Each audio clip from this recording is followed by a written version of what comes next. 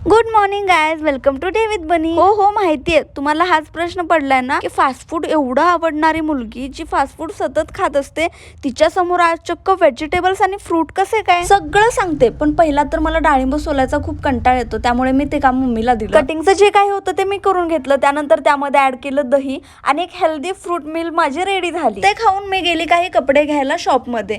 आता ही कपडे कसली, कारण 2 दिवसा पाठीमागे तर तुम्ही पाहिलं होतं मी कपडे घेतली होती, बट ही कपडे माझे जिम साठी आहेत. येस, मी आजपासून जिम जॉईन करते. तुम्ही जर आधीचे मिनी ब्लॉग्स पाहिले असतील तर त्यामध्ये मी सांगितलं होतं की 3च दिवस मला खायला मिळते आणि 3 दिवसानंतर का मी खाणार नाही ते तुम्हाला समजेल, तर ते हेच आहे. मग मी खूप सारे टी शर्ट ट्राय केले आणि त्यानंतर जे मी फायनल केले आणि घेतले त्याचेच मी व्हिडिओज टाकलेले आहेत. मी विचार केला खूप झाली यार मजाक मस्ती, बस झाला तर सिरियस घेऊयात आणि फिटनेस कडे पण लक्ष देऊयात. खाणं पिणं तर खूप झालं, जे खायचं होतं ते मनसोक्त खाऊन घेतलं. बाकी सगळं तर ठीक आहे, पण पाणीपुरीवरती कसं कंट्रोल करायचं हाच प्रश्न